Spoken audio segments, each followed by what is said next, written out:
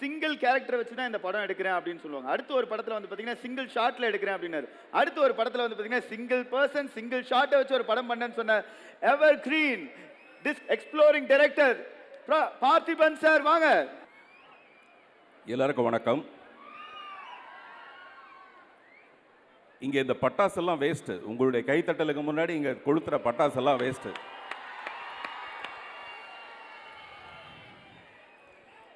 இட்லி கடை எனக்கு ஒரு தனி அனுபவம், ஒரு சந்தோஷமான அனுபவம்.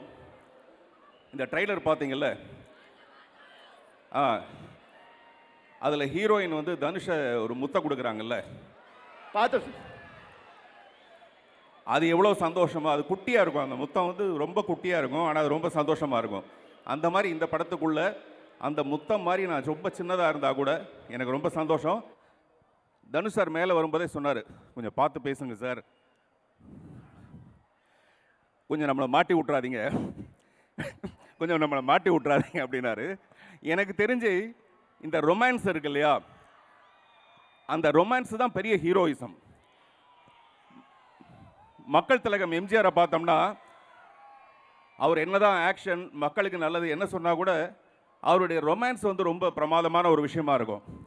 அந்த மாதிரி தனுஷ்கிட்ட நான் ரொம்ப ரசிக்கிறது அவருடைய மறைமுகமான, வெளியில் சொல்ல முடியாத அந்த சந்தோஷமான ரொமான்ஸ். அதை நான் உண்மையிலே ரொம்ப ரசிக்கிறேன், அதை நான் சொல்லணும்னு ஆசைப்பட்றேன், அவ்வளோதான். மற்றபடி நீங்கள் அந்த ப்ரொமோவில் பார்த்துருப்பீங்க, நான் அவரை பற்றி சொன்னது. நான் நிறைய டைரக்டர்ஸ்ட்டை ஒர்க் பண்ணியிருக்கேன். இந்த 35 வருஷத்தில் நிறைய டைரக்டர்ஸ்ட்டை ஒர்க் பண்ணியிருக்கேன். அதில் ஒரு 4-5 பேரை மட்டும்தான் நான் டைரக்டர்னு அக்செப்ட் பண்ணிக்குவேன். மீதி எல்லாருமே ரைட்டர்ஸாக இருப்பாங்க. அந்த கதையை இந்த நாயகர்கள் மூலமாக அந்த கேமரா வழியாக எப்படி கொண்டு வரதுங்கிற மாதிரியான ஒரு டைரக்டர்ஸாக இருப்பாங்க. ஆனால் சில டைரக்டர்ஸ் மட்டும்தான் இந்த நடிகர்கள்ட்ட இருந்து இப்படிப்பட்ட ஒரு நடிப்பை கொண்டு வரணும். அந்த மாதிரி என்னுடைய 1000ல் ஒருவன் மிஸ்டர் செல்வராகவனுடைய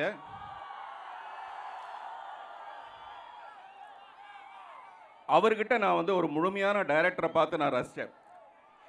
அதுக்கு அடுத்தபடியாக அவர் வீட்டில் இருந்தே மறுபடியும் இன்னொரு சிங்கக்குட்டி. நான் லாஸ்ட் டைம் அந்த சென்னையில் நடந்த ஃபங்க்ஷனில் நான் பேசும்போது சொன்னேன், தனுஷ் வந்து வந்த உடனே என் தலையில் கை வச்சாருன்ட்டு.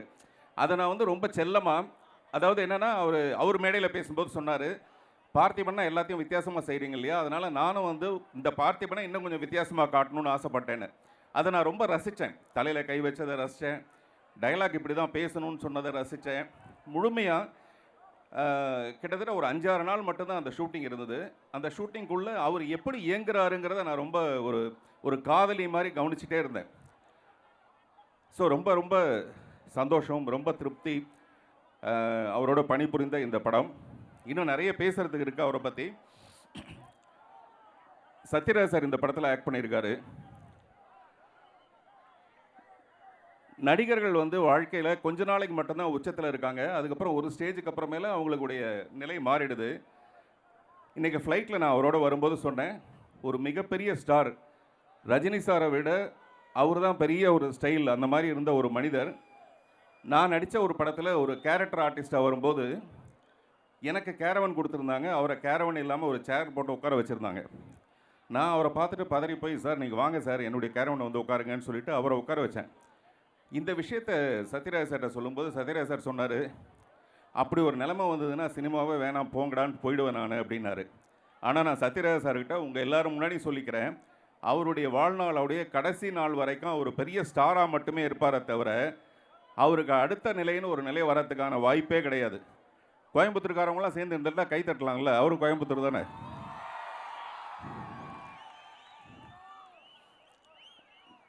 நான் வந்து சத்யராஜ் சாரை வந்து அவசரக்காரின்னு ஒரு படத்தில் நான் ஜூனியர் ஆர்டிஸ்ட்டு, பட் அவர் வில்லன்.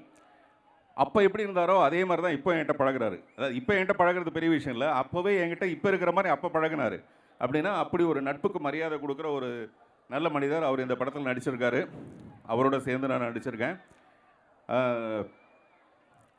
மிஸ்டர் ஆகாஷ் பாஸ்கரனை பற்றி சொல்லணும்.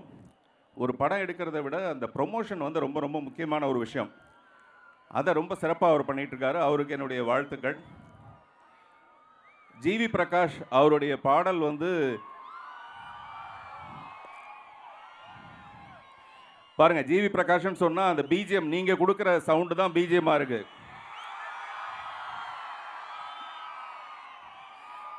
அவருடைய பிஜிஎம் பிரமாதமா இருக்கும்னு சொல்லணும்னு பார்த்தா அவருக்கு பெயருக்கு பின்னாடி நீங்க கொடுக்குற பிஜிஎம் ரொம்ப நல்லா இருக்கு. ஒரு படத்துக்கு 2 ப்ளஸ் பாயிண்ட் 3 ப்ளஸ் பாயிண்ட் இருக்கலாம்னா அதில் முக்கியமான ப்ளஸ் பாயிண்ட் வந்து ஜிவி பிரகாஷா இருக்காரு. அவருக்கு என்னுடைய வாழ்த்துக்கள். ஸ்ரேயா சொல்லவே வேண்டாம். அவர் வந்து இன்னைக்கு ஏன் இவ்வளோ திருக்குறள் மாதிரி பேசினாருன்னு எனக்கு தெரியல. மேபி ஃப்ளைட்டுக்கு நேரம் ஆயிடுச்சுங்கிற ஒரு விஷயமா இருக்கலாம்.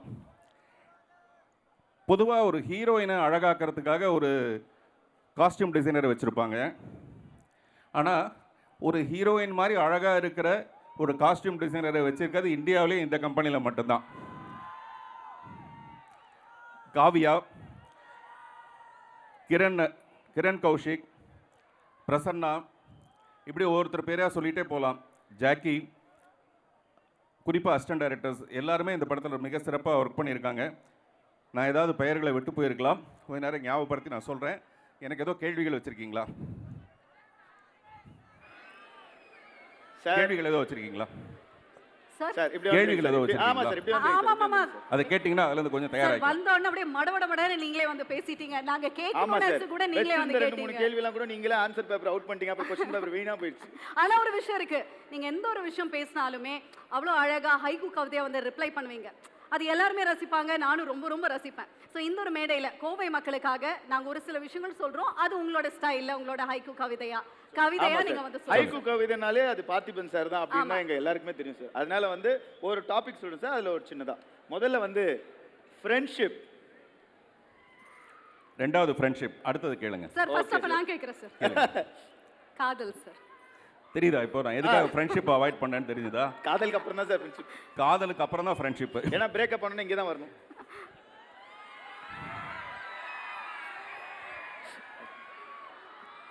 இன்னொரு தடவை கேளுங்க சார். காதல் சார். சாதல் சாதாரணம், சாதல் சாவுறது, சாதல் சாதாரணம், காதல் சதாரணம். புரியுதா? Correct sir. ரணம் தான் சார். இங்க நிறைய பேருக்கு ரணம் தான் அது. Next friendship sir. ஃப்ரெண்ட்ஷிப் அப்புறம் வரலாம். அடுத்தது ஐயோ, அவனுங்க அவாய்ட் பண்றதே நம்ம வேலையா போச்சு சார். Politics sir. பாலிடிக்ஸ், அரசியல்.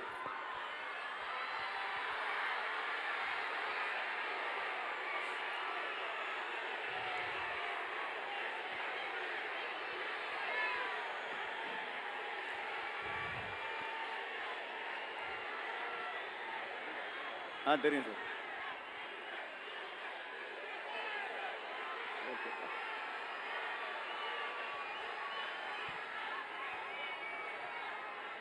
பாத்தீங்களா சார், பாலிடிக்ஸ்ல பெரிய எதிர்பார்ப்பு இருக்கு சார்.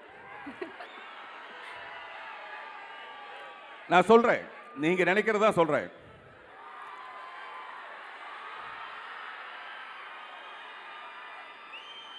விஜயம் யார் வேணாலும் செய்யலாம்.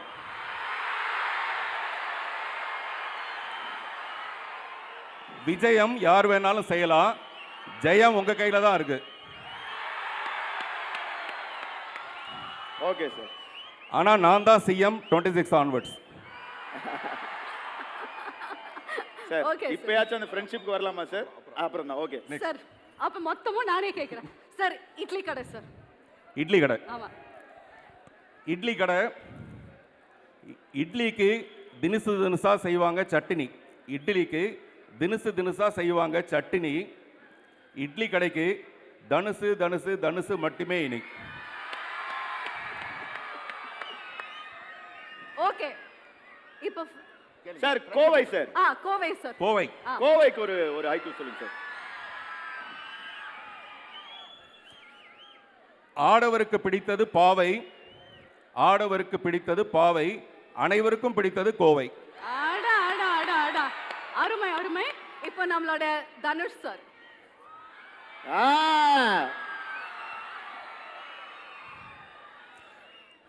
சென்னை ரொம்ப பெருசு, வட சென்னை தனுசு.